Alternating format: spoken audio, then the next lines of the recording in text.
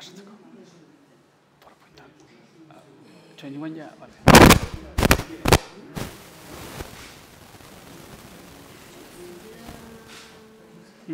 Claro.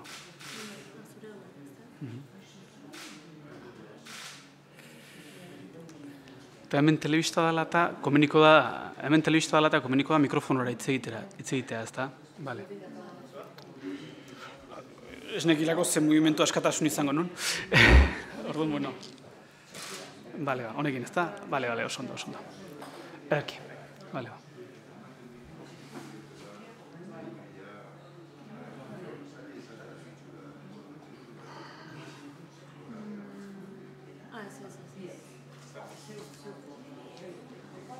Bestea, hau da? Ezin da bestea? Bale, ez gara.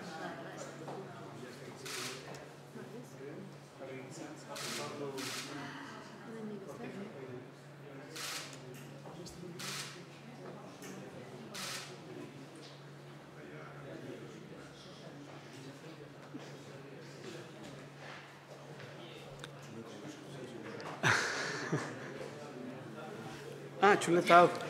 Igual zait. Horre. Azterketa balitzazela da. Euzin gauzaiten aizalera, korratzen, ez da itaztu behar.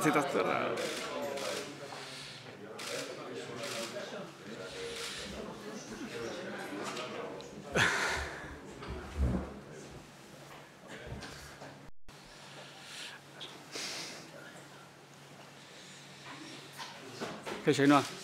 Jaso zen duen, ez da?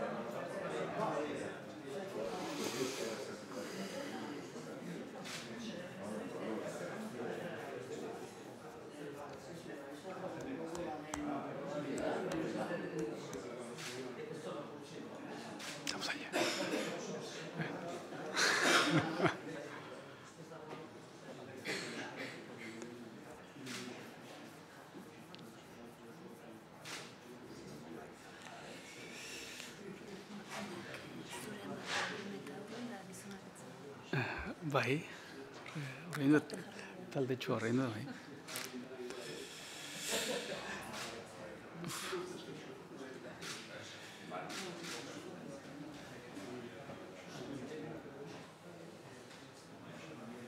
Bai, ez da, ez dira, honezko aldatu.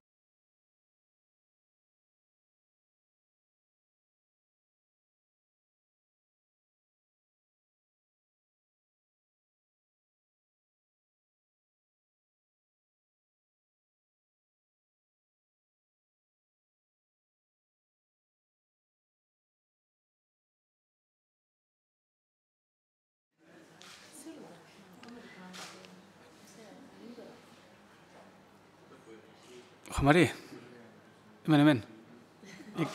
Esan.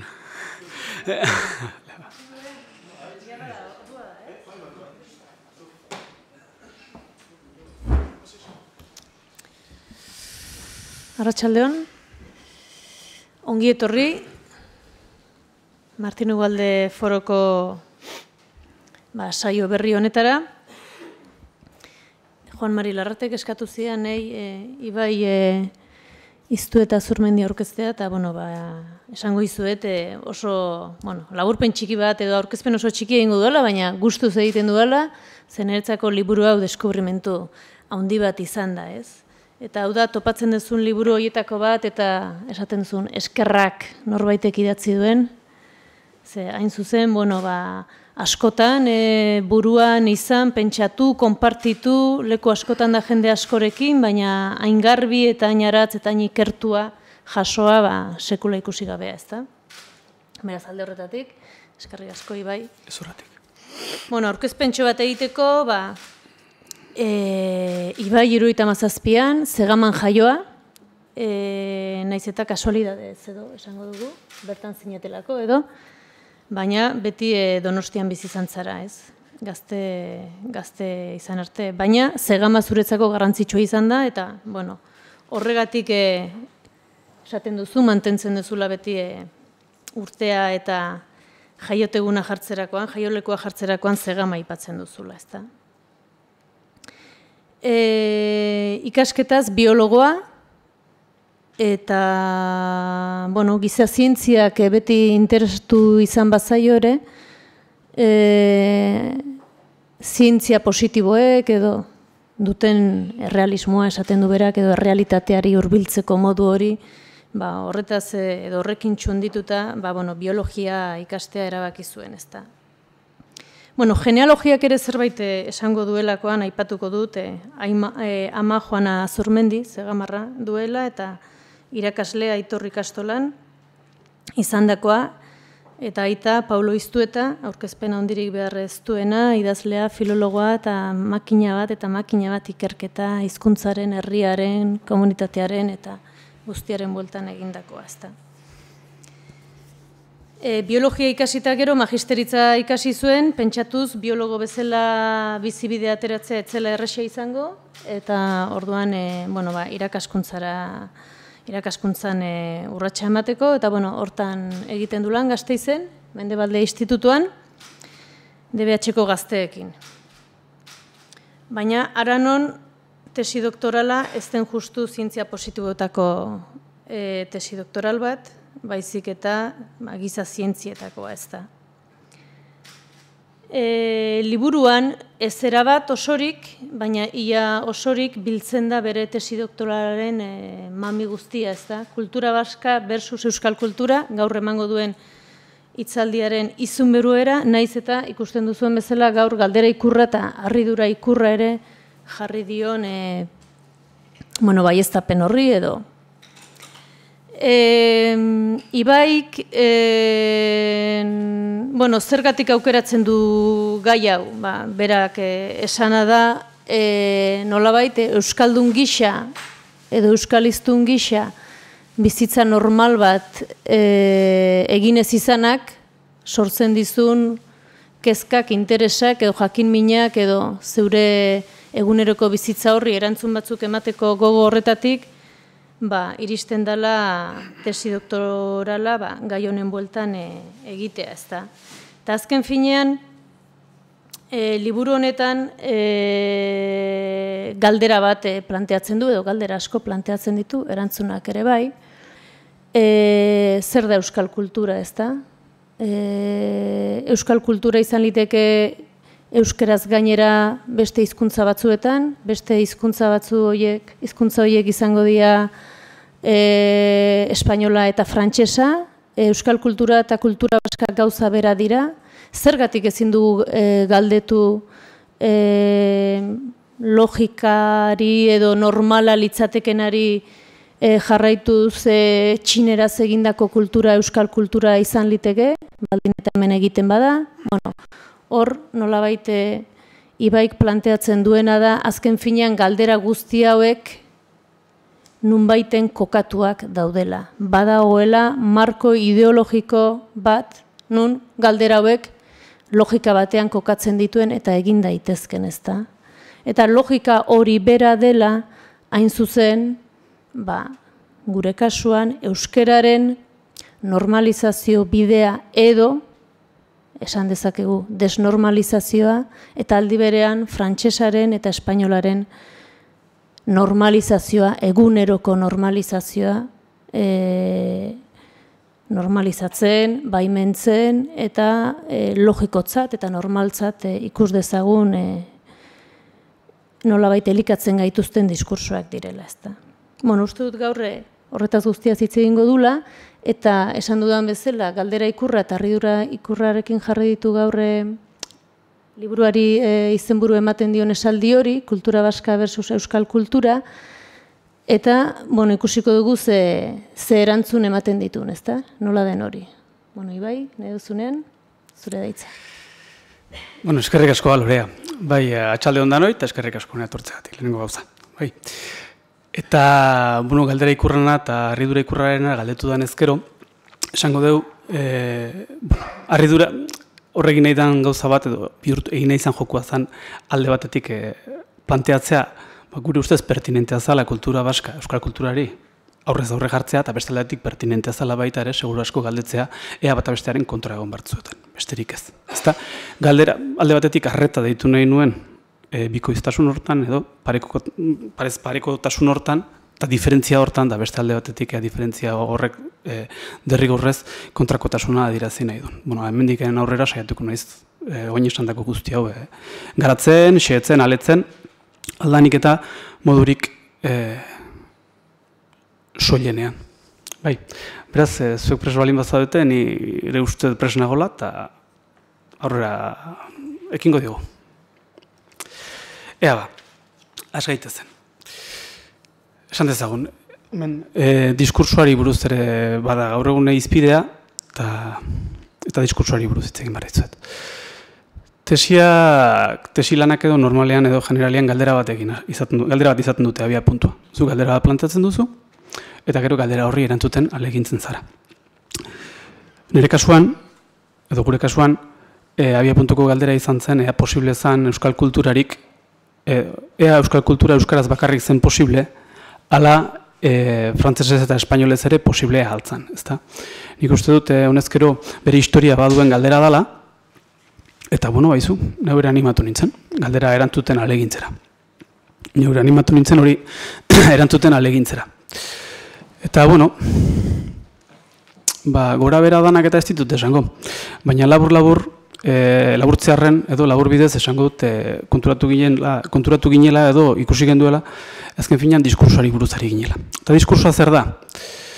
Diskursoak bi adiera dauzka, eta biak dira pertinenteak. Diskursoa da alde batetik,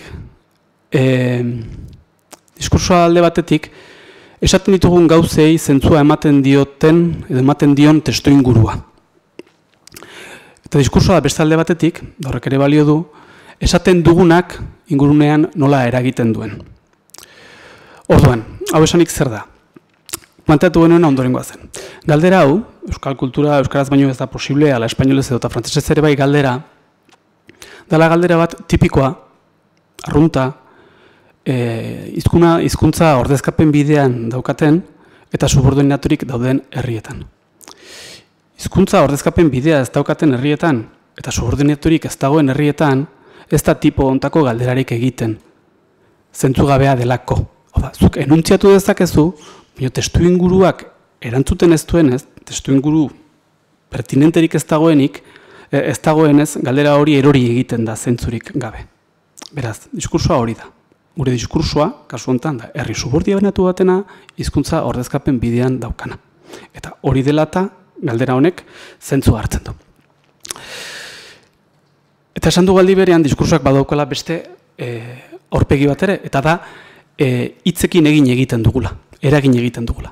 Eta kontua da, hau esanik, galdera honi, segun eta nola erantzuten diogun noiz, eta norekin, eragin bat edo beste bat lortuko dugula. modu irekien galdetu dezaket. Eta honek, eragaramatza bi gauzitara, edo adibideak eman da. Ez da gauza bera, galdera honi, edo ez da gauza bera, euskal kultura euskaraz bakarrik posible, euskaraz dela bakarrik posible, esatea enkarterrietan edo Goierrin. Ondorio diferenteak dauzka. Edo izan ditzake behintzat, eta guztiok garela uste dut nahiko kontziente hortaz. Bai? Orduan, bakoitzak erantzun diezaiola nahi duen bezala, biztan da, baina gauza hauei begiratu behartzaiela uste dut. Eta apurtxo bat, hau da, esateko neukana honi buruz. Ez dakit argi geratu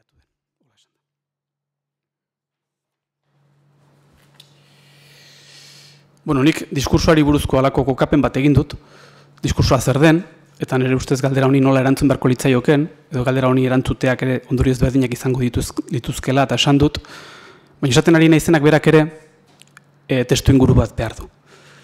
Eta testu inguru hori zentzuz hornitzeko, hitzaldi honetan egingo dudana izango da, nola bete esateko, hiru ezeztapen aletuko ditut. Edo hiru ezeztapenetan artikulatutako hitzaldi bat egiten ahaleginduko naiz. Bai, ezeztapenak esan dut, zergatik kontrastea bilatzeko. Zerrekiko, baieztapen bezala azaltzen zaizkigun zenbait ideiekiko. Ezeztapen hauek, edo nola esateko hitzaldi hontako kapituluak ondorengo hauek izango dira. Bat, Euskal Gizartea eta Euskal Herria ez dira gauza bera. Eta ordezkapenagatik gaur egun Euskal Herria eta Euskal Komunitatea ere ez. Bi, identitatea ez da hizkuntza baino garrantzitsuagoa. Eta hiru, euskal kultura ez da kultura baskaren parte, euskaraz hitz egitea espainolez egitearen parte ez den bezala. Eta hau esan da, kolorez aldatu eta lehenengo kapitularekin hasiko gara.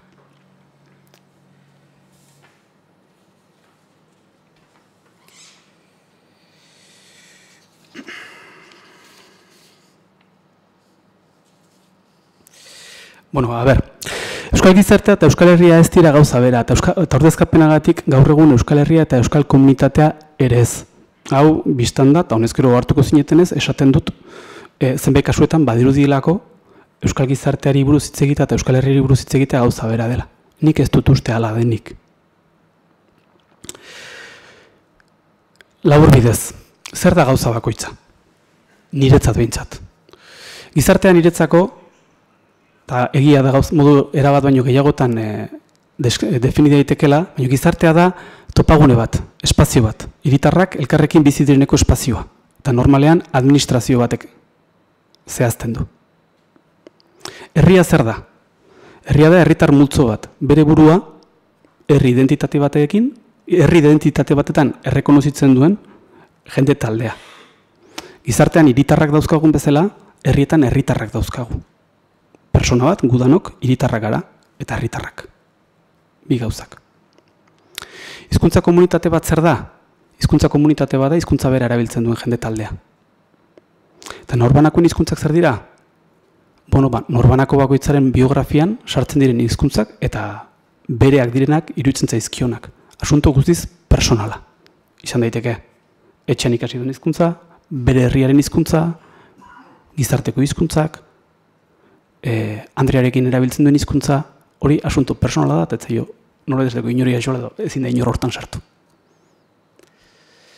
Beraz, bereizketa bat egin dut, eta bereizketa honetan bereizketa garrantzitsuena behar bada, dago esanik zer, ardezakegu, barkatu, adibide garbi bat. Kastillan, esate baterako,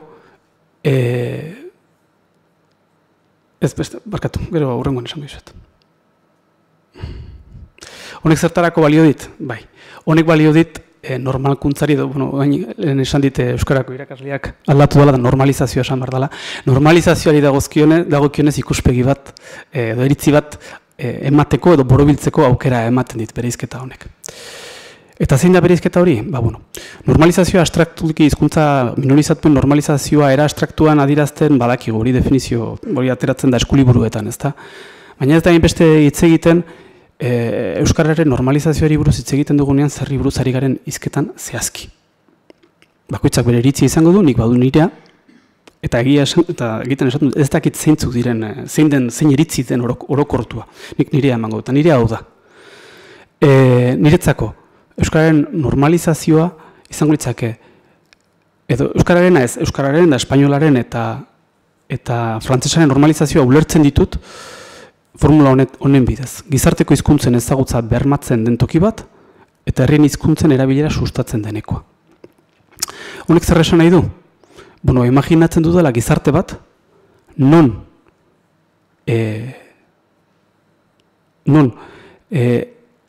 gizarte horretan bizi diren herrien hizkuntzen ezagutza bermatzen den, hala bertan bizi diren herriek beraien hizkuntza erabili ahal izan dezaten. Ea ulertzen den. Ez dakit ados egongo zareten. Hau, Euskal Herria gizarte bat baino gehiagotan batituta dago. Eta aldi berean, gizarte horietan Euskal Herritarrak beste herritar batzuekin nahastuta bizi dira. Autoadskripzio diferenteak daude.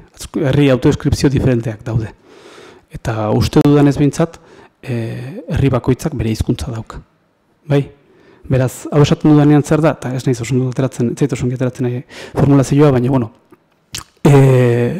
imaginatzen dudala gizarte bat, non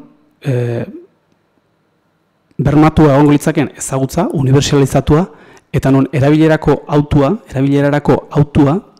herritartasunak definituko lukeen. Horrelako zerbait.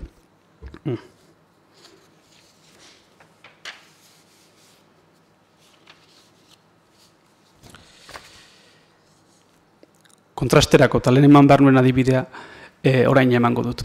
Gauzak argitzearren. Guk Kastila hartzen baldin badugu esate baterako ikusiko dugu gizarteko hizkuntza, herriaren hizkuntza, hiztun komunitatearen hizkuntza eta hizkuntza personal normalean bat direla. Euskal Herrian ez da hori gertatzen. Euskal Herritarrontzat gizarteko hizkuntzak eta herriaren hizkuntza ez datoz beti bat, edo gizartean nagusi izango den hizkuntza eta herriaren hizkuntza ez datoz bat. Hiztun komunitatea eta herri sentimentua ere ez dira kasu askotan bat etortzen. Herritar askok bere burua euskalduntzat joarren, bere herriarena ez den hizkuntza bat hitz egiten duelako. Eta hizkuntza personalekin ere biografiak hamaikatxo dira, eta guztiok ezagutzen dituzue. Bueno, hori esan nahi nuen. Normalkuntza batek, normalizazio egoera batetan, esan nahi duena da, horixe, herri bakoitzak bere hizkuntza, herritar bakoitzak, bere iztuko liratekela gizarteko hizkuntzak eta herrien hizkuntzak, labur esateko.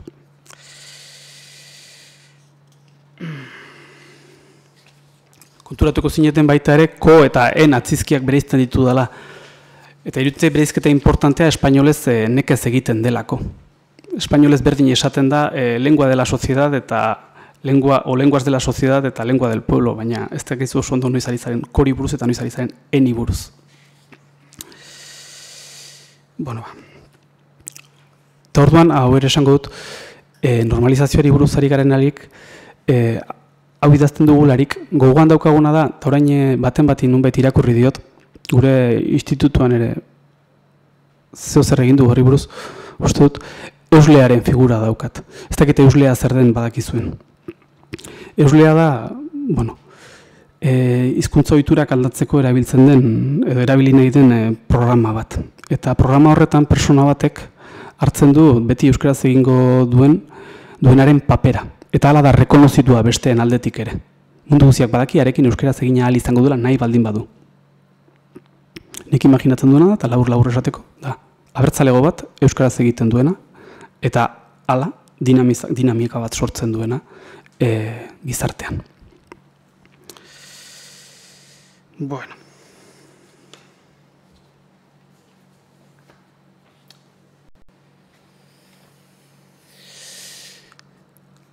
Gizarteko hizkuntzen ezagutza bermatzeari buruz ari naizenean, da herrien hizkuntzen erabilera sustatzeari buruz ari naizenean gainera,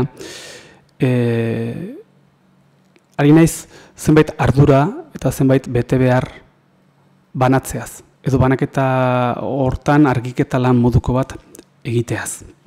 Iruditzen zaidalako beharrezkoa dela argiketa lan hori. Eta, bueno, eta nondik ikusten den, bai, hala da, diglosiari buruzari naiz. Oin dela ez asko, Mikel Zalbidek halako planteamendu bat egin zuen Euskararen etorkizunari buruz hizketan ari zela, idazten ari zela. Eta planteamendu hortan, Euskararen etorkizunari dagokionez 3 eskenatoki planteatu zituen.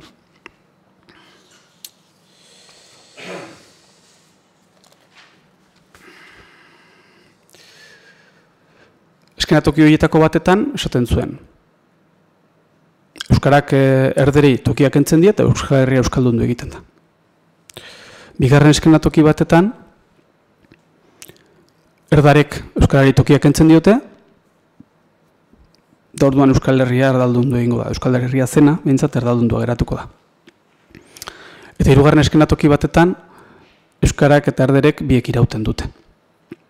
Mikel Zalbidek esaten zuen, berak lehenengo eskenatokia, nahi gustatuko litzaiokenaz aparte ez zuela ikusten. Ez ditzaiola iruditzen gertatuko zenik. Bigarren eskenatokia ez zuela nahi. Eta beraz 3. besterik ez ditzaiola geratzen. Eta nahiko zaila da Mikel Zalbiderekin planteamendu hortan ados ez egoten, honi behintzat berarekin ados nago. Eta orduan, bai, onartu beharko dut behar bada diglosia hitz egiten beharko dugula. Baina diglosia hitz egiterako garaian ere moduak eta moduak daude. Gauza bat da diglosi hierarkiko bat bultzatzea eta beste gauza bat diglosi bat horizontala edo demokratikoa gaur egun hitza erabiltzen da eta demokratikoa planteatzea. Badago aldea bien artean. Ez dakienarentzat. Diglosia berez da hizkuntzen funtzio banaketa bat. Bai?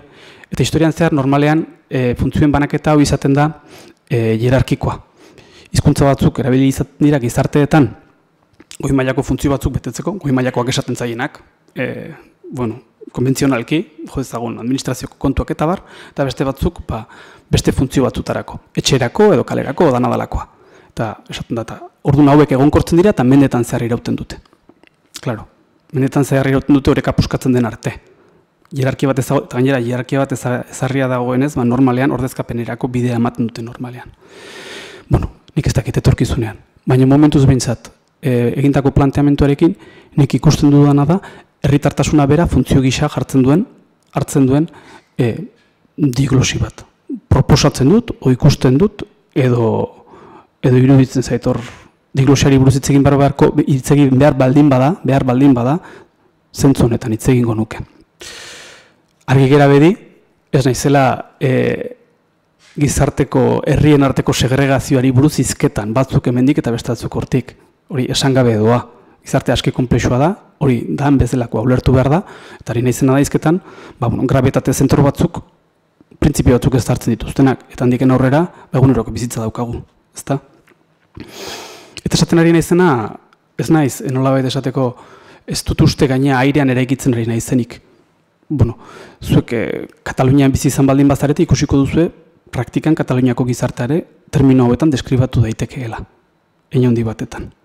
Hizkuntzen erabilera ugaria daude, baina gertutik begiratu ezkero ikusten duzu hor badagoela printzipio gidatzaile bat, erantzuten duena, eta errekonozitua dena gainera hiritar guztien artean. Modu batean ala bestean. Sakonean, hori da nire iritzia bintzat. Beraz horrelako zerbait daukat gogoan.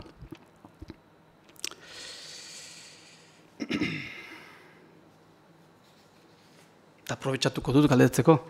Imaginatzen duzue Euskal Herri bat nun bere burua Euskal Herritartzat daukan mundu guztiak euskaraz egiten duen? Bestek egiten dutela ere? Ez da intxarra, ez?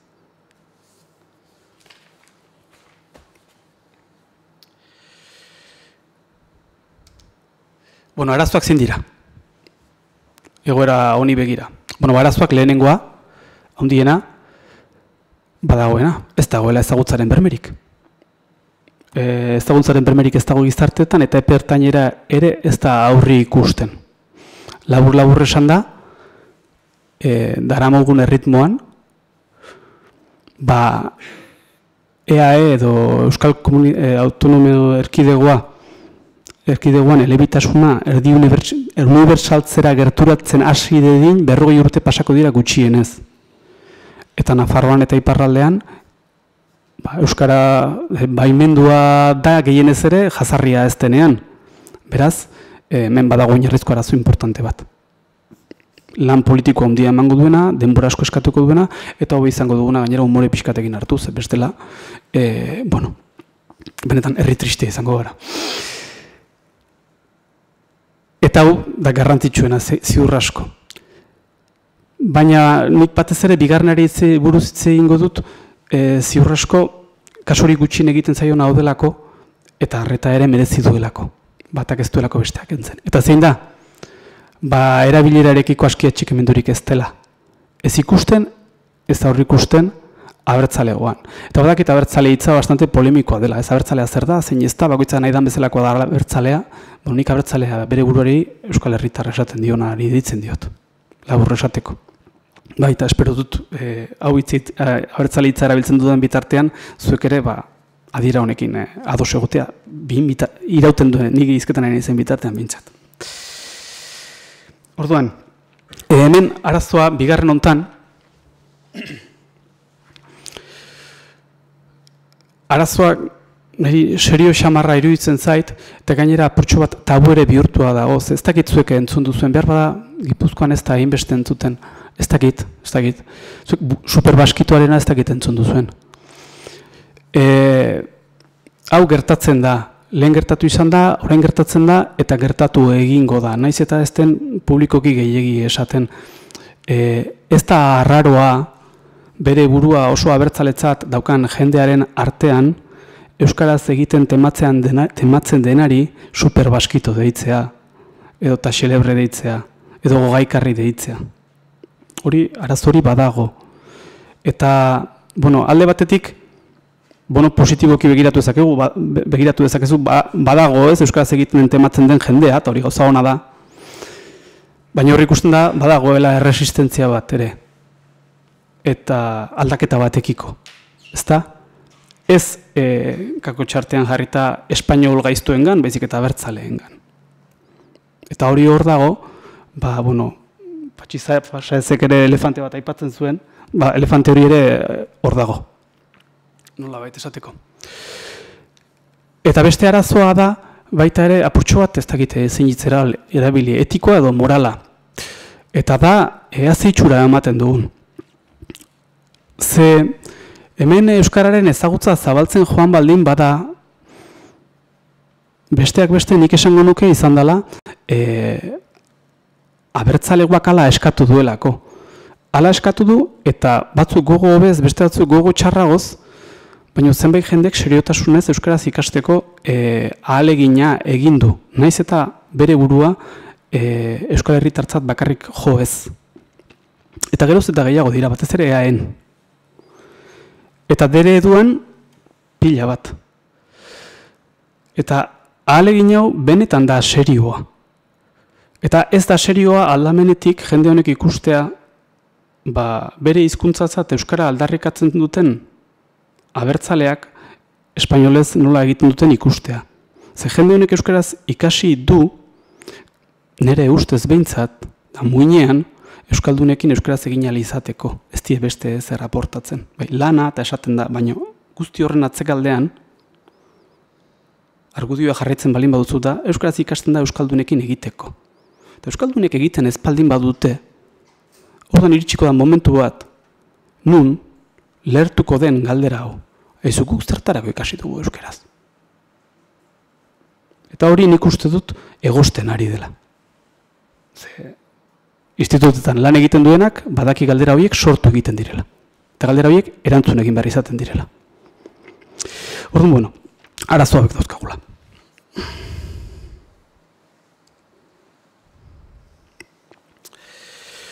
Orduan, arazo hauek zergatik dauzkagu?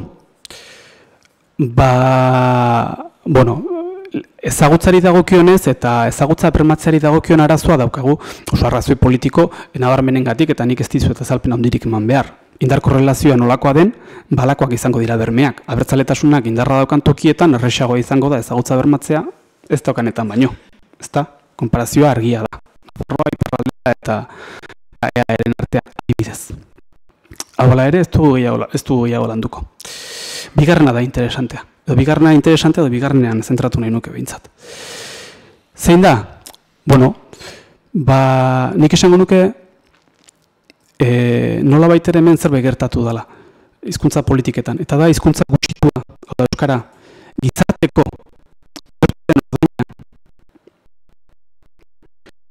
despolitizatzen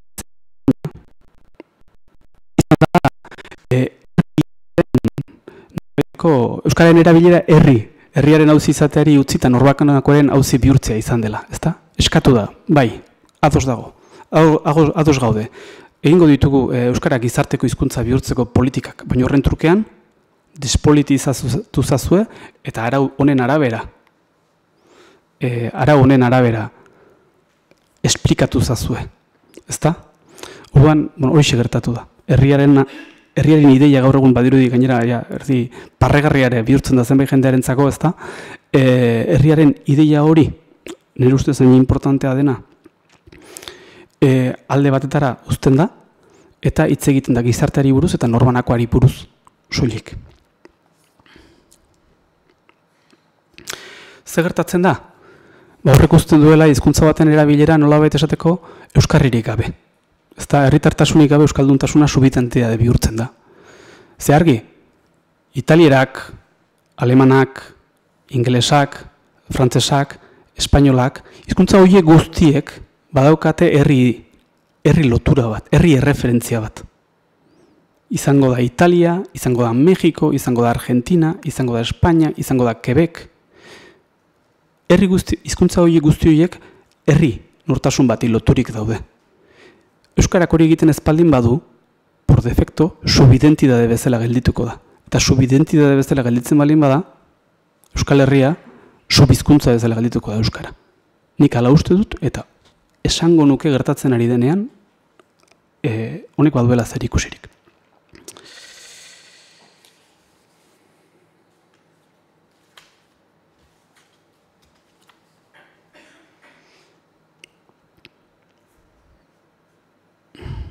Adibide bat emango dizuet. Lagunak egingo ditut. Hau, zea da, errespetu guztiz, benetan estimatuko espanitu ez nituen jarriko. Hau da, arrue proiektua. Arrue proiektua izan da, txapelak entzeko moduko lan bat, bikaina. Instituto mailan eta euskararen erabilera zertan den. Aztertu da. Lan oso egin dute, soziolinguistek egin dute, eta gero hori publiko egitera joan zirenean, bertako emaitzak publiko egitera joan zirenean, eskema bat aurkeztu zuten. Bai? Hizkuntzen, nola da, hizkuntzak edo nola ulertzen ziren, edo hizkuntzaren erabileran eta ezaguntzan eragiten zuten faktorei buruz aritu ziren. Bueno, pixkat deskribatuko dizu. Ikusi dituzue, hor daude bi ardatz, beko ardatzak motivazioa, ezagutza eta erabilera bereizten ditu, eta ezkerrekoak 3 maila. Lehenengoa, hemen, apalena, maila individuala, bigarrena maila mikroa, eta hirugarrena maila makroa, parentesi artean, gizartea ingurunea. Bai? Bale, ba. Bueno, ba. Eta esaten du, hemen badaude faktore bakoitza, maila jakinetan, hemen badaude faktoreak, maila edo eta ez dakit, motivazio ezagutza edo erabilaren arabera kokatu daitezkenak, ezta? Ardatzauen arabera kokatzen direnak. Ikusten duzen maila makroan, nola daukagun marko legala, kontsumo eskaintza, input mediatikoa, hemen erdian hizkuntz gaitasuna, eta bar. Ea nork identifikatzen duen herritartasuna non dagoen. Ea nork ikusten duen. Ikusi duzu ez hor dago,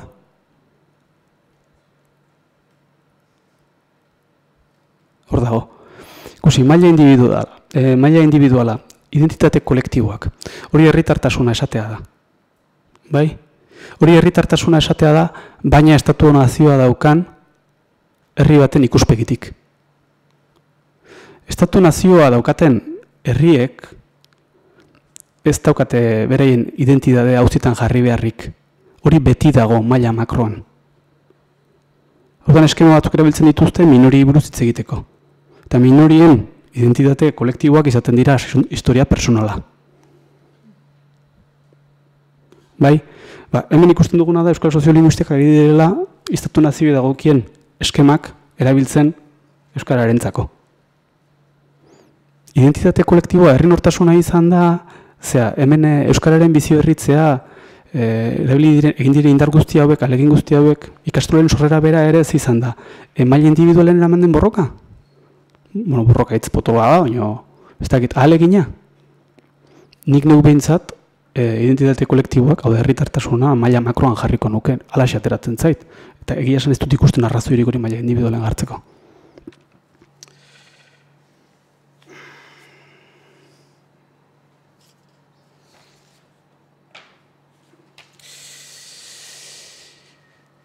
Beraz, zer? Hau ez da gizartearen kontra indako bat, alegato bat. Ondorio gisa zer? Bueno, biak behar ditugula. Bai hiritarrak ematen digun, edo hiritartasunak ematen digun ikuspegia, eta bai herritartasunak ematen digun ikuspegia. Opziari, biak aintzakotzat hartuz begiratu behar digula normalkuntzaren bidean, ezta? Zergatik, bueno, hiritar garen heinean jakin behar dugu bizitzen beste hizkuntza autu batzukin, eta jakin behar dugu baita ere bermatu egin behar direla. Hau da, zibismo hutsagatik behar dugu gizarteko ikuspegia. Edukazio honekoa da, bestearen edo auztuaren hizkuntza ezagutzea, bi norabidetan. Baina beste aldetik herritartasunarena, zergatik, bueno, euskararen erabilaren aldeko autua bultzatuko duen euskal herritartasun bat behar dugulako. Behar da, motivazio bat, eta hori euskal herritartasun modu baten ulertzetik datorkigu. Hori da. Esatiko neukana. Eta hau, lehenengo kapituloa. Ez dakit denboraz nola gabiltzan.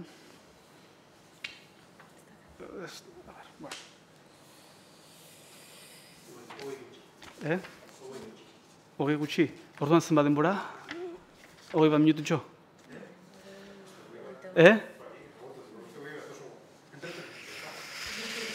Bale, bueno, ez, azkarra gore jarri nitek, bueno, tira, oazen bigarren kapitula, identitatea ez da hizkuntza baino garrantzitsuagoa, identitatea ere, honezkero, bueno, hitzetik hortzera ibiltzen den hitza daukagu, eta, bueno, zergatik identitatea, kulturatik identitatea salto jauzi egin dut, eta, bueno, inkiankari gabe esango dugu. Kultura, identitatea, herria, gauza bera dira. Aldatzen da, daukan, matiz edo tekstura diferente daukate. Batzuk matiz edo textura edo politikoagoak dira, beste batzuek neutroagoak izan nahi dute, beste batzuek akademikoagoa izan nahi dute, baina azken finean konbentzitu zaitezte gauza berari buruzari gara lehizketan. Bai, gutxi gora bera, eta kasu honetan bereziki. Ez gara hortan gehiagi sartuko. Baina, bueno, esan dezagun, identitatea ez da hizkuntza baino garrantzitsuagoa. Hau zergatik esaten dut? Badiru dielako zenbaitentzako identitatea garrantzitsuagoa dela hizkuntza baino. Hani, ez nago ados. Horrek ez du esan nahi, pentsatzen dudanik hizkuntza identitatea baino garrantzitsuagoa denik, baina ez dut alderantzizkoa ere uste. Ea, gutxi gora bera ideia ondorengoa da. Eta diskursuarenarekin lotuta dago. Zer dago? Basikoki ondorengoa da. Zuk, edo guk, euskal identitateari buruzko zein definizio egiten dugun, guk euskal identitateari buruzko zein definizio ematen dugun edo onartzen dugun, hizkuntzarekiko edo hizkuntzekiko harreman batzuk ezarriko ditugu. Harreman batzuk ezarriko ditugu, ala ez. Guk euskararen, espainolaren eta frantsesaren euskal identitatearekiko esanahia erlatibizatzen baldin baditugu, edo beste modu batetara esan da, berdintzen baldin baditugu, berdin izango da, identitate hori daukadanarentzat, euskaraz egin, frantsesez egin, eta espainolez egin. Eta ondorioa zein izango da, hizkuntza hegemonikoa erabiliko dela. Aldiz, zuk identitatearekiko hizkuntzaren identitatea hizkuntza bati bakarrik lotzen baldin badiozu espreski, identitate horrekiko fideltasuna baldin badaukazu behintzat, eta importantzia ematen baldin badiozu, orduan hizkuntza horren erabilera ere bultzatu egingo duzu, edo bultzatua gertatuko da. Bai, horixe. Orduan, oazen ikustera. Hori esan nahi nuen, batez ere. Orduan, zer dira identitatea, zer dira, niretza behintzat, identitate kolektiboa izango nitzak ideia bat. Bai, edo gogoa. filosofiko jarrita. Edo, igual, hobe esan da, gogoan gordetzen den izen bat. Identitate bat, azken finean hori bihurtzen da. Eta hizkuntza bat zer da? Praktika partekatu bat, filosofiko jarrita baita ere materia. Bai? Gogoa eta materiaren arteko lotura da, nola bat esateko, identitatearen eta hizkuntzaren artekoa. Orduan, bi muturra hauen artean alako joku bat sortzen da, eta joku hau da, gutxi gora bera. Zuk, hizkuntza baldin badukazu, hau da, errealitate bat bizi baldin baduzu, espero izatekoa da, diskurso batzuk, edo ikuspegi batzuk garatuko dituzula eta beste batzuk. Ez, aldiz. Edo, bueno, muga batzuk izango dituzula, eritzi batzuk sortzerako garaian. Eta azken finean, eritzi horiek identitate bat konfiguratuko dute, ala ez. Alderantziz. Zuk identitateari buruzko eritzi batzuk ematen balin badituzu, lehen esan dudan bezala, hizkuntza batzuen erabilera auspotua gertatuko da, ala ez. Eta hizkuntza esaten dudanean, berdin balio du txapelaren erabilerari buruz, dantzei buruz, erlijioi buruz, edo danadalakoari buruz. Hora hemen joku bat gertatzen da, denbora guztian. Historian zehar. Eta horrelaxe aldatzen dira identitateak, eta horrelaxe aldatzen dira kulturgaiak. Finkatzen edo eta ahultzen dira kulturgaiak. Mekanismoa nola baita esateko, hau da, eta bueno, hori esan bezala, ez? Filosofiko jarrita esan liteke dela nola baita esateko ideiaren, hitzaren eta materiaren, hitzaren eta ideiaren arteko zirkuitoa. Baina hankak lurrean jarrita esan daiteke dela, hau euskara ordezkatzerako garaian erabili duten mekanismoa eta euskara biziberritzerako garaian erabili den mekanismoa. Bai, nola funtzionatzen duen praktikan nik uste dut guztiok dakigula. A ber, adibide bat, adibidea jarri ditzakegu, ez dakit, nik uste dut erregistratuta dago, lehenengo datorkidan adibidea da, Frantziar iraultza garaian oso garbi zeukaten euskaldunak frantsestuko bazituzten frantsesez erakutsi bartzitzaiela. Eta gero etorriko zela frantses sentimentua. Bai? Araba edo eta Nafarroa berreuskaldun duen tokietan ere, mekanismoa beste bat izan da.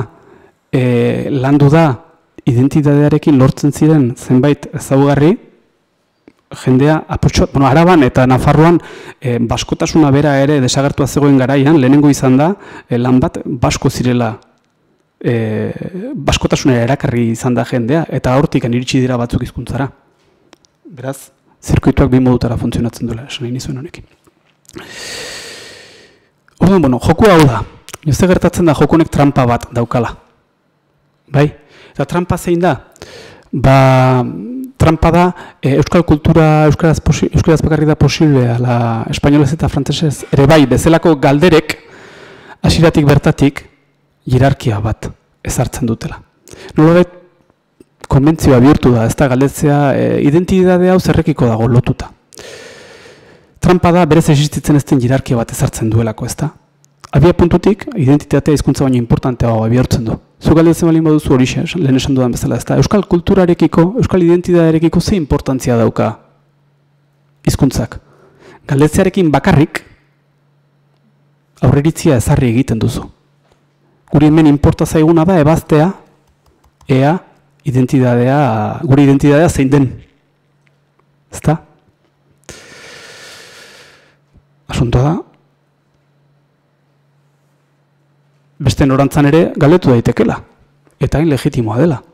Posible alda euskaraz egitea euskal kulturaren inguruko ideia jakin bat gabe? Edo beste modu batera esan da. Posible alda euskaraz egitea euskara euskal herriaren hizkuntza dela kontsideratu gabe? Herri batek, praktika konpartitua delako esan dugun bezala hizkuntza.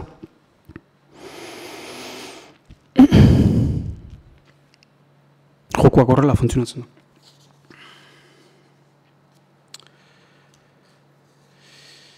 Bueno, arazoa zein da? Arazoa da, nolabait esateko, lehenengo formula dela nagusi. Gero ikusiko dugu zergatiak zeintu diren, baina lehenengo formula dela nagusi. Eta lehenengo formula horrek arrazoi bide berezi xamarrak. Ezartzen ditu abia puntutik bertatik. Eta ez dira hain errezak diskutitzen. Adibidez hau Mikel Azurmendiren esaldi bada. Hagámonos ahora la pregunta, ¿qué pasaría si se diese un mañana en el que no haya vascos que hablen euskera, pero que sí sigan creyendo y llamándose a sí mismos vascos? Pues que si los vascos se deciesen así, seguirían existiendo el pueblo vasco de la misma manera que existe una Irlanda sin gaélico.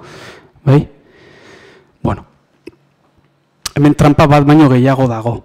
Bai, biztan da, Mikel Azurmendik zuritu egiten duela ordezkapen prozesua. Ze hau ez da gogo kontu bat izan, hau inposizio kontu bat izan da, hizkuntza ordezkapenarena, ez da? Baina hori alde batetara utzita, egia da legitimoa egiten duela, planteamendu honek, horrelako argudio bat, nola bet esateko. Bueno, momenturen batetan gogoak alaman izan ezkero, zergatik ez? Ez da? Bueno, honi daukan erantzunetako bat, izan liteke, oso herri proiektu diferenteak direlako, bi herri diferente direlako praktikoki identitateari bakarrik importantzia ematen diona, edo hizkuntzari importantzia ematen diona. Hau da. Batean, horrelako batean ikusten da, Mikelek esaten duena da, hemen azken finean esaten ari dena da, hemen importanteena identitateari ustea da, baina erantzun bera izan da, aukeraren aurrean, zuk baldin badukazu euskararekin jarraitu, ala ez, euskararen alde egiten baldin baduzu orduan esan dezakezun, ez, hemen importanteena hizkuntzari eustea da, eta identitatea, esan berrik ez dago, beti egongo da. Ez dakit ulertzen den, saldo duguna. Bueno, Mikel Azurmendirena bezalako planteamenduek, edo nola bete esateko, Mikel Azurmendirenak ez, zergatik dauka olako indarra, edo zergatik errepikatzen da behin da berriz hizkuntzaren tokia identitatearekiko galdetzea. Zergatik jartzen da identitatea beti hain eztabaidaren erdian, zergatik ematen zaio emesteinoko garrantzia. Arrazoi bat baino gehiago egongo da. Bat, eta hau ez du gehiagi landuko, da, konbentzio praktikoa dalako, ez da estatu nazioentzat. Eztabaida praktiko bat, ez gara sartuko hortan, alare. Konbentzio bat bihurtu delako. Bestea, eta honi buruz pixkat hitz egiteak pixka balio du, bestea da, identitatearen gaiak Euskal Herriko erdaldunen interesa, Euskal Herriko erdaldunentzako interesa handia duelako. Hizkuntza falta denez, krisi moduko bat dago, eta krisi horri erantzun nahi zaio. Izan ere, bat jabetzen danean, bere herriaren hizkuntza ez duela ez ezagutzen, ez erabiltzen, normala da krisi bat izatea. Ze azken finean, konsienteki den konsienteki badakielako abuso baten historia baten aurrean dagoela. Interpelatu egiten dut horri nola baita erantzun bertzaio. Deseroso sentitzen da jendea. Ikusten normala da bezala. Eta deserotasun horren aurrean edo krisi horren aurrean berten bide batzuk bilatu behar izaten dira. Ez da, egiten bide posible batzuk, izan dituzke bat, hizkuntza berreskuratzea. Bi, identitatea aldatzea, gertatzen da, Indurainen adibidea datorkituko gora, Induraini galdetu zioten, oie, tuk eres basko navarro? Mis abuelos eran baskos, yo soy navarro. Identitatea aldaketa bat, hortxe daukazue. Eta hiru, simbolo identitariak puzteriekin diferentzia sortzeko, ez da? Utsun hori nolabait konpensatu, baikurriñak bazter guzietan jarriz. Garbi esan da. Orduan, esan dut hau bereziki abertzale erdaldunari inporta zaion kontu badala, baina horrek ez du esan inolaz ere euskaraz egiten dugun, da euskaraz bizine dugun hori axolatza egunik. Abertzalek, erdaldunek, beraien krisiari ematen dioten soluzioak guri zuzenean erasaten digu. Ezta? Horren ondorio bezala zer? Euskaldunoi zuzenki interesatzen zaiguna, gehiago da identitatearen hizkuntzarekiko harremana. Eta ez alderantziz. Eta purtsu bat zera dela. Baina era berean erdaldunek euren identitatearen da hizkuntzaren artekoa nola konponten duten asko interesatzen zaigu. Horrek ez dut azalpen gehiago behar denik. Eta holaxe. Eta hoin, azkeneko salto batetarako prest zaudete? Venga, hirugarrena. Euskal kultura ez da kultura baskaren parte, euskara hitz egitea, espainolez hitz egitearen parte ez den bezala. Hirugarren kapitulua eta azkena. Hau zergatik diogu? Planteamenduak egon direlako, nun agiri den euskal kultura baska baten parte de. Parte gisa azaltzen den planteamentuak egon direlako, ez da. Eta hori ere zalantzan jartzeak komenigarria dosasuntsua izan daitekela uste dut. Orduan, guazen ikustea, zer dira? Hemen 3 diskurso daude. Kulturari buruzkoak azken finean diskursoak dira, gauza konkretuak baino. Gauzak esplikatzeko modua. Eta hemen 3 diskurso dauzkagu, kultura baska eta euskal kulturari buruz. Horietako bada kultura baska asimilatua, esango genioken. Orduan da, espainolaren erabilera normaldua duen euskal hiritarraren jarduna. Nik uste esango nuke zabalduena dela. Bai? Bere burua, esaten du hau, euskalduna naiz, beraz nik egiten duena euskal kultura baskari dagokio, baina espainol ez da. Oso divertigarria izan daiteke, Nik gozatzen dut, kasu batzuetan. Pio Baroja, esate baterako, nik gozatzen zait. Ez da deskalifikazio bat. Asimilazio prozesu baten historia da, eta arrelaxe esaten dut. Baia semanita, esate baterako. El Conquis. Unamuno. Euskal Herritarrak dira, espainola normaldu dutenak, eta laxe bizi dira, eta gustatu dakizuke gehiago edo gutxiago hori norberaren gustuak. Bigarrena, kultura baska resistentea. Euskal Herri euskalduna helburu duen espainolezko diskurtsoa, eskuarkia abertzalea. Bai? Kontutan eduki behar dena da kultura landua orain dela gutxi arte praktikoki imposible izan dela euskeraz. Besteak beste orain dela 40 urte hasi ginelako euskaraz idazten, ikasten, modu nahiko orokortuan. Orduan jende asko egon da, naiz eta etxean euskaraz jakin, etxeko euskara jakin idazteko gai izan ez den izan. Eta orduan landu du euskal kulturan nolabait esateko euskal nortasunari eutsi ahal izan dio beste bide batzuen bidez, espainolez, baina oinarri batzuk jarriz, beste jende batek gero euskaraz ikasi ahal izan zezan. Bai? Hor esaten dut kultura baska resistentea. Eta bukatzeakoa, euskal kultura zer da, euskaraz egitea, berdin dio zer, berdin dio nor, punto. Autobuseteko eta euskaraz eskatzea hori da euskal kultura azken fina. Kulturak ez dauka beste misteriorik. Bereizketa hau gainera pertinente ditu zitzaidan egitea, tesina egiten genuen garaian, tesinare egin genuen, eta momentu batean ginen artean, provokatzeko bezala esan genuen, aizu begira, baina eski Barandiaran, gure aita Barandiaranek praktikoki guztia espainolez idatzi du. Ez da euskal kultura. Kultura baska da. Sabater bezala. Sabater bezala? Ez da Sabater bezala, horregatik egiten dut bereizketa hori. Bai. Kontua da, diskurso hauen arteko bizikidetzak deserosotasun batzuk sortzen dituela guztion artean. Ze guzti hauek espazio berean bizi dira. Zeintzu dira deserosotasunak? Gutxienez 3 deserotasun mota ez. Alde batetik badaukazu bere burua espainoltzat daukana, Euskal Herriko erdalduna, deseroso dago abertzalearen aurrean, honek aurpegiratzen diolako ez dela egiazko euskalduna. Asko. Gero, maiz entzuten da gainera, ez da? Partidu PSOEkoen eta PPkoen aldetik, ni ere zu bezain euskalduna naiz, yo también soy vasco, olako gauzak, ez da? Gero, espainolez bizi den abertzalea deseroso dago euskaldunaren aurrean, euskaraz egiten duenaren aurrean, islatzen diolako bera ez dela egiazko euskalduna, nola ez da egin euskaraz?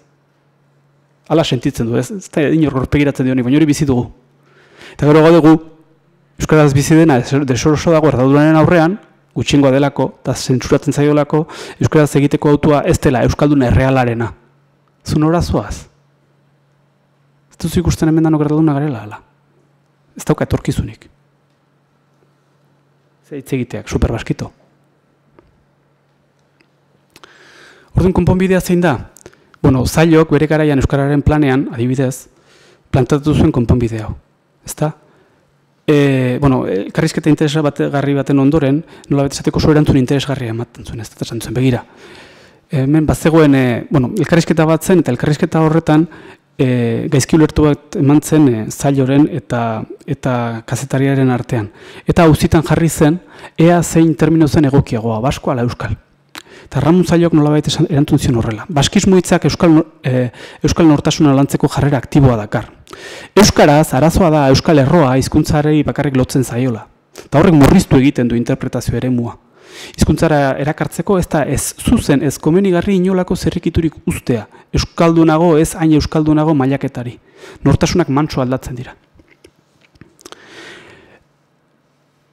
Eta Zailok parte batetan arrazoia dauka. Baina parte batetan bakarrik. Ze bere erantzunak lehen aipatutako bi deserosotasun arintzen ditu, baina bat larritu egiten du. Izan ere berak esaten du ez dela egin behar, edo planteatzen dena da, ez da egin behar euskaldunagoa, ez hain euskalduna mailaketarik, baina aldi berean esaten dizu basko hitza erabiltzea komenigarriagoa dela, etikoagoa dela, eta zientifikoagoa dela. Esaten dizu, kultura hau da, eta hizkuntza barruan dago. Horrela esan bezala, bi deserosotasun arintzen dira, baina bat, larritu. Zentsura bat egiten du, segura asko konturatu gabe, baina egiten du. Orduan, zergatik gertatzen da, zergatik ematen du erantzun hau?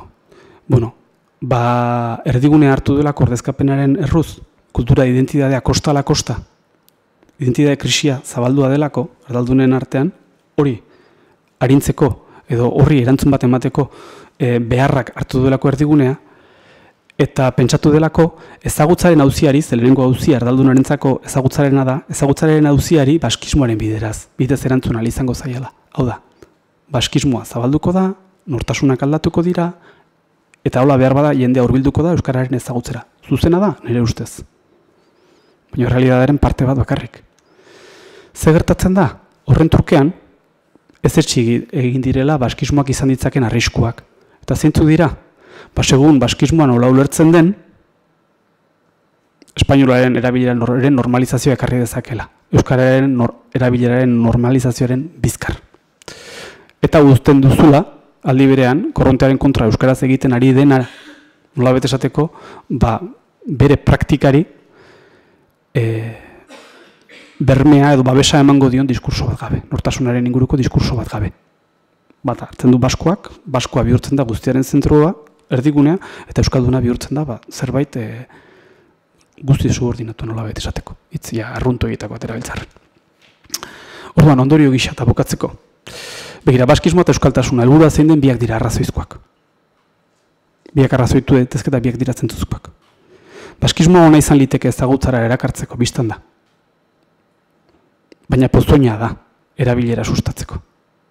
Espainola eta frantsesa normaltzen dituelako. Euskaltasuna ez da behar bada honena izango ezagutzara erakartzeko, segun nun. Baina beharrezkoa da, ezinbestekoa da erabilera sustatzeko.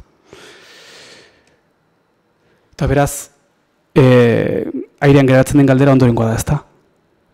Gaur egun nun gaude, edo noiz hasten da kultura baska edo baskismoa bitarteko izateari utzita helburu bihurtzen. Hau da. Kultura baska edo baskismoa zer da, helburu bat, ala bitarteko bat. Argi daukagu?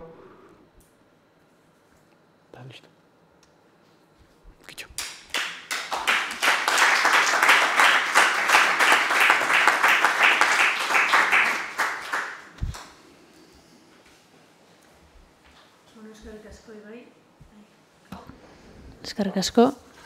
Galderaren bat edo norbaitek edo zerbait iruzkin du edo gauza mamitsuak esan ditu. Bai.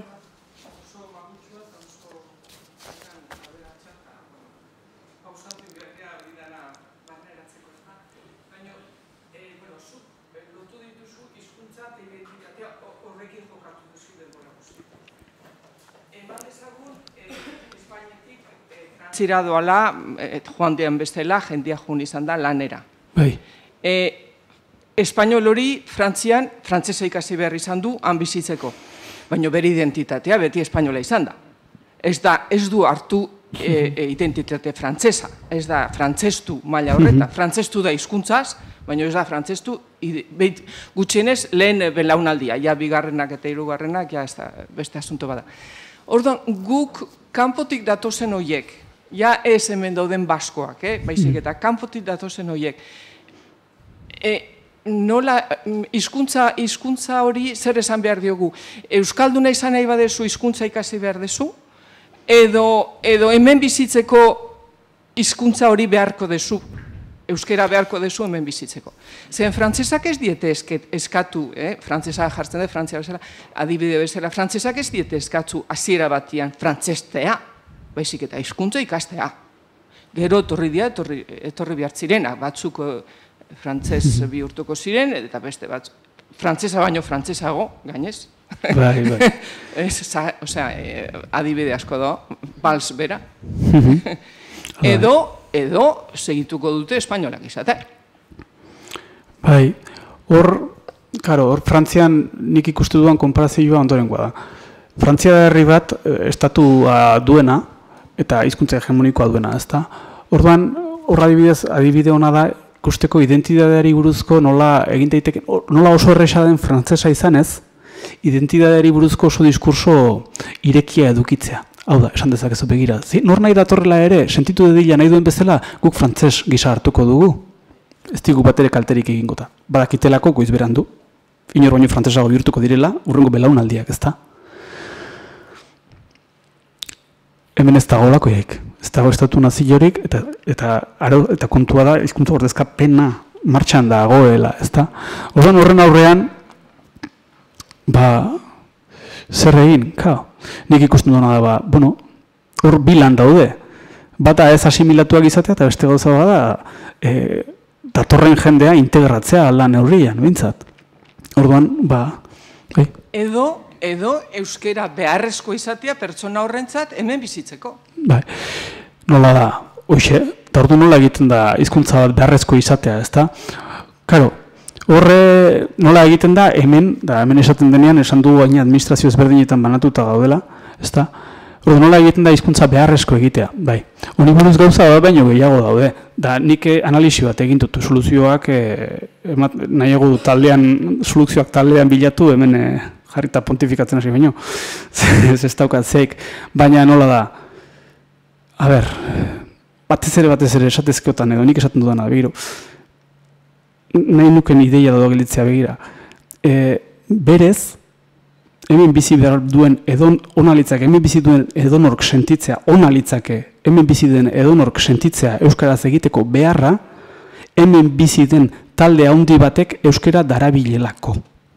Orduan, badago talde bat euskaraz egiten duena, eta nola talde horrekin komunikatu behar dudan bizikidetza arau elementalenengatik euskaraz ikasiko dut. Bai, hori ideala litzake. Orduan, ez da norabide bakarrean dijoan ahalegina egia da, legeak ere badaude, marko legalak eta badaude, eta horiek betzen baldin bere, hainbat hobe. Baina iruditzen zait gehiegi begiratzen zaiola horri, eta bitatean ez dut egean despistatzen ari, etxien dauden zenbait ere, aitzakia ere bihurtu ezote dan egin zenbait kasutan, ez da. Hau da, arazoa kanpotik datorkigu edo kanpoan dago, edo legeak ez dira betetzen odan adalakoa, eta ez ote dan apurtxo bat nola da. Auziaren puntu importantetako bat nola da.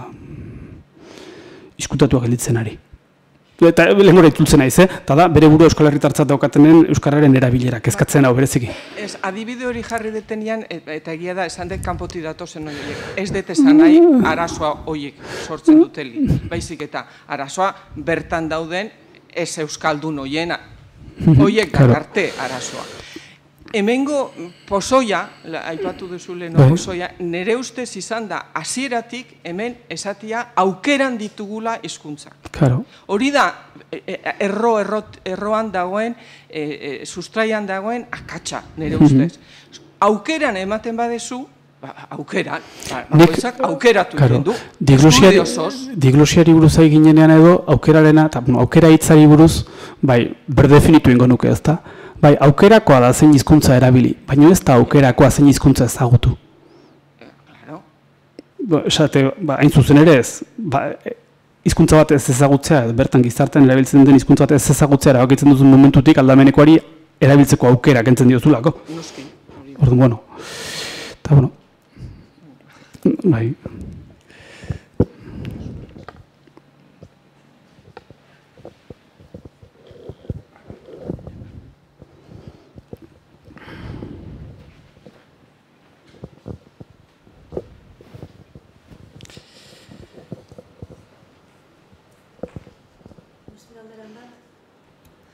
orduan nik ingo dizut, aldera bat. Uste pixka komplikatua dela, ez? Nik ez egiten ondo formulatuko duen. Igual da pixka bat, aipatu duzun gai honen adar bat, baina, bueno, momentu adar bat, edo tangente bat, bueno, ez da tangentea, baina...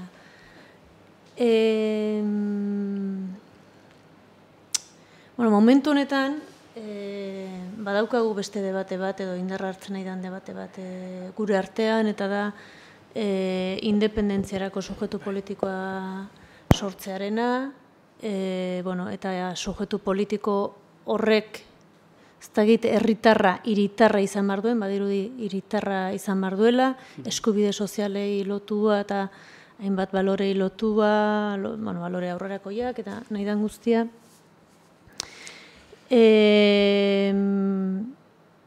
Eta aldi berean, nahiko nuke justua izan, ez? Ez dute, badago, justua izan, esan nahi dut, ez da esaten euskera erabat alboratuko danik, baizik nolabait, identitario partikular gisa hartzen ditugun gure zera guzti horiek, tentuz horiekin, ez da? Alegia gu gara usatzen ditugunak, usatu ditzazkegunak, edo ez erakarri independentzia prozesu batea, estatugintza prozesu batea, eta pixka bat gehiago zehaztuz, baita ere, abertzaletasunean hori ere entzuten da, ez da? Diskurso hori ere badirudi indar hartzen ari dela abertzaletasunak, abertzaletasun jakin bate bentzat, independentziaren edo estatu baten ametsa baduelako, ez da? Eta orduan, errealitate posible baten gisa ikusten da nunetik, behar bada Kataluniak bere bide hartu duelako, horrasi gara diskusio berrietan, ez? Da hizkuntzarekin zer egin, ez da? Bai. Zer esango zenuke? Bueno, bai, ezagutzen dut, ez ditut kalkulu horiek konpartitzen. Hau da, zuk usatu hitza erabili duzu, eta nik uste dut, oain azaldu dudana, behar bada apurtxu bat argixeago, azaldu ezkero, hemen agertzen dela, azken finean, auzoarekiko errespetua eta norbere buruarekiko errespetua. Bai? Ezagutzari da okionez.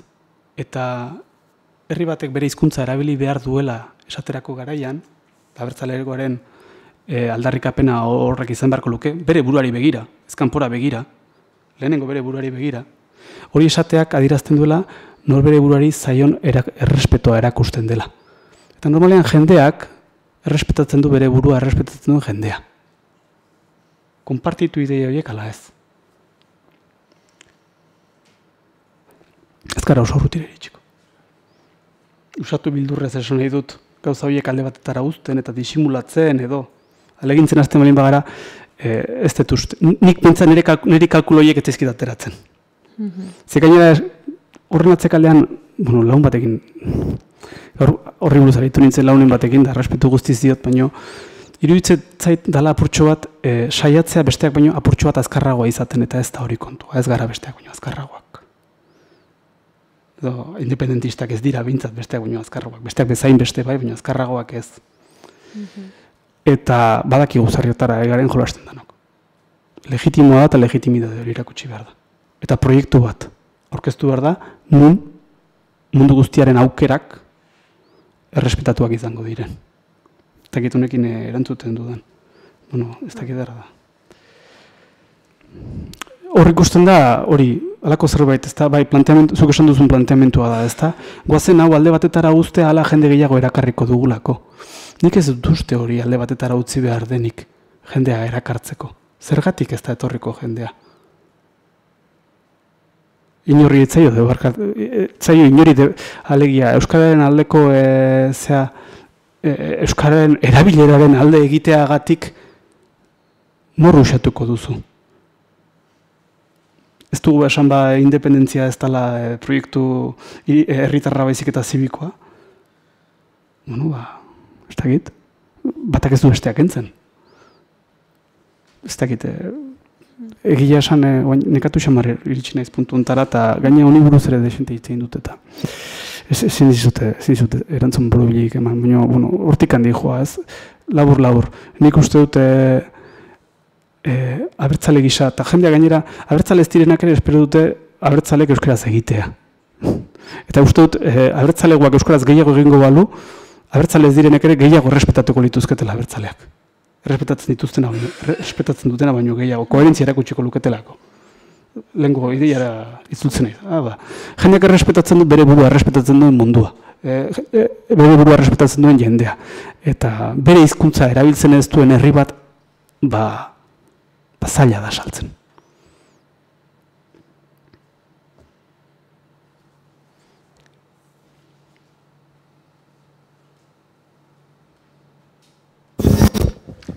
Kaixo, nik bi galdera egin nahi dizkizut.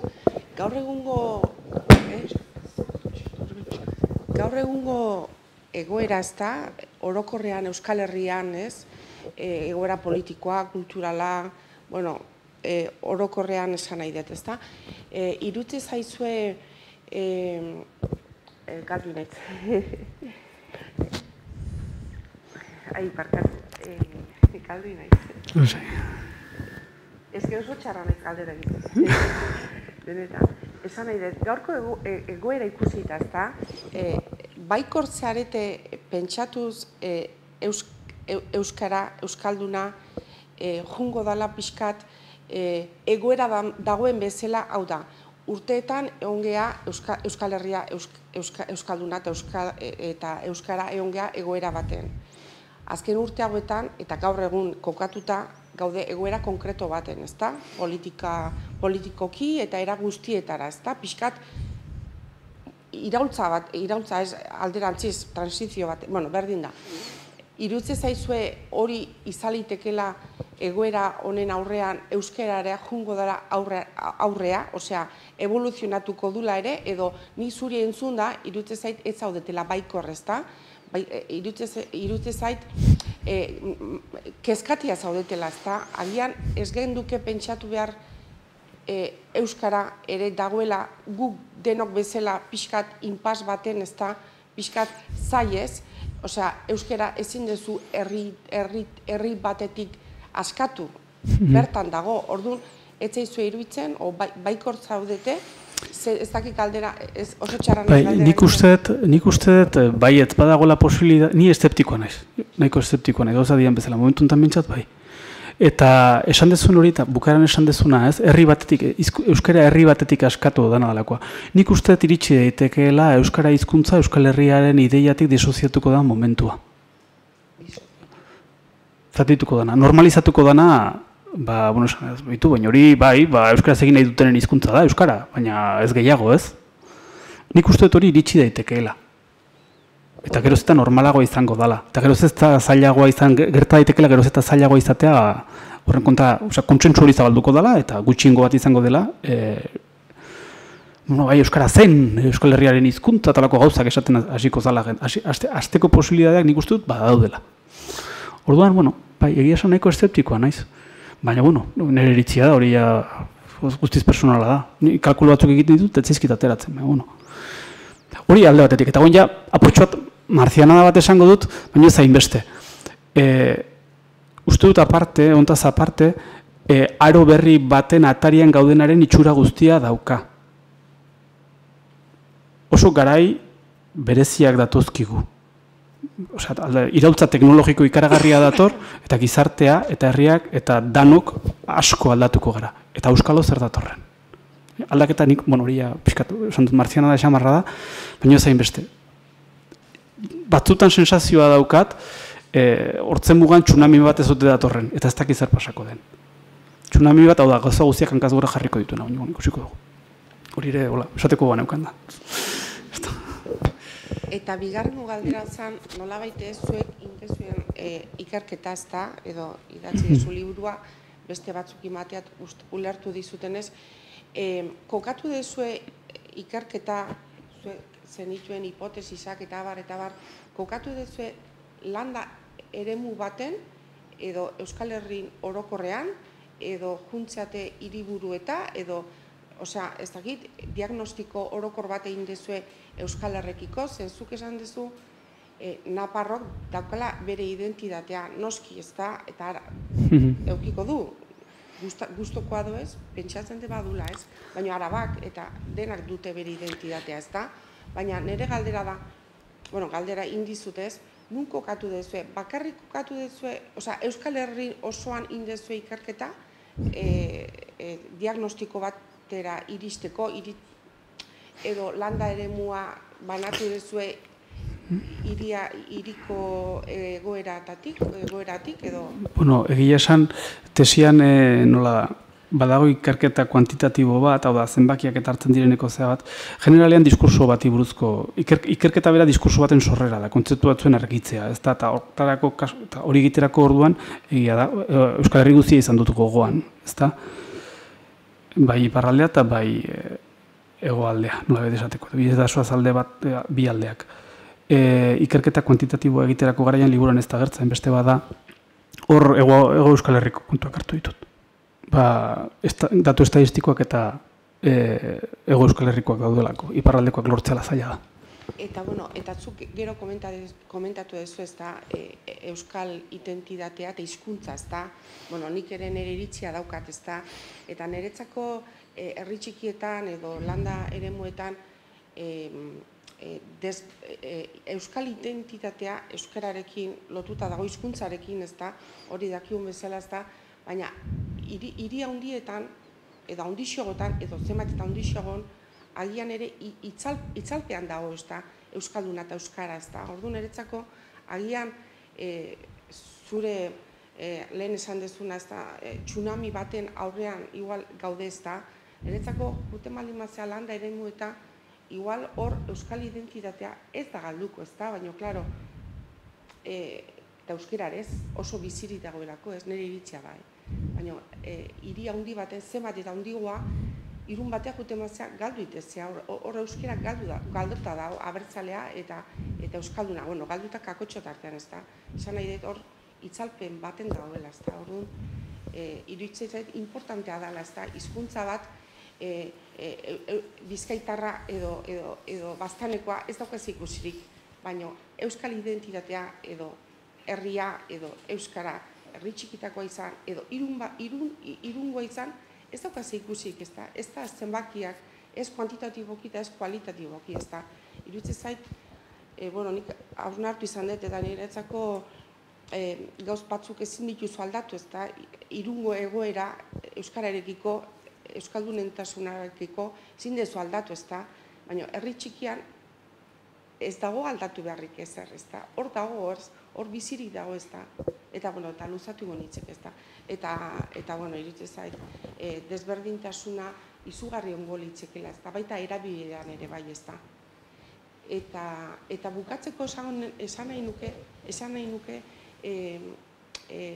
guzti honetan ez da, iten dezu euskararekiko historia eta euskal identitatea herria dan bezala ez da, izan duen prozesu guztia ez da. Baina iruditzen zait gaur egun ere nolabaite persona edo gizartea aldatzen doan bezala ez da, aldatzen goaz ez da, baita ere hizkuntza ez da, gu ere aldatzen goazelako ez da, orduan hasiera baten esan duzu euskalduna, espainola eta frantsesa ez da, eta inglesa agian ere bai, eta guain interkulturalidadea daukau gure herrian ez da, orduan nik uste gauz batzuk garbi eukiezkioz, ez da, abertzaleok garbi eukiezkioz, gauz asko, ez gendukela beldur izan behar, ez da, zeren gizartea zentzu guztitan beti junda aldatzen. Gaur egungo euskera, oain dela 200 edo 100 urtekoa, edo 50 urteko euskera desberdina zuen, ez da, gaur kutsu badu, kutsue, inevitabla da, agian egun baten, ez dakit, magrebiarrak edo ez dakit nor erakutsiko digu zerbait, ez da, baina hori niretzako onartu egin barko genduke, beldurrik gabe, ez da, errespetoz, eta hortarako igual gaude gu hemen, ez da, pixkat, errespeto hori sortu arazteko, ez da, gu abertzaleok bezala, zergatik ez elikatu ez, magrebiartarretik edo espainolangatik jaso deu, eta inglesetatik, eta baina iruditzen zait gizartea, eta gaina gehiago euskalduna edo euskera gehan bezalako ez da, jolas moduan,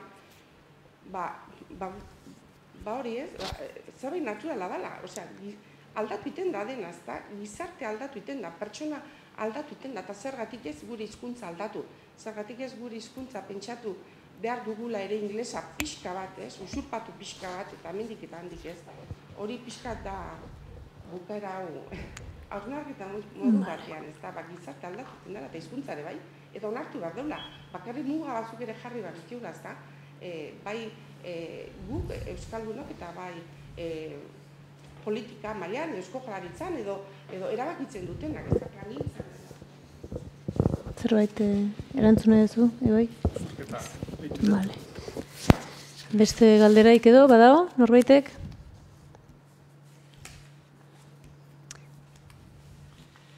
Ba, hementxe utziko deu, eskerrik asko, Ibai. Berriz, interesgarria oso, mamitxo oso, eta uste dute segida izan behar dula eztabaida honek, eskerrik asko zuei ere, eta, bueno, hurrengo bat arte.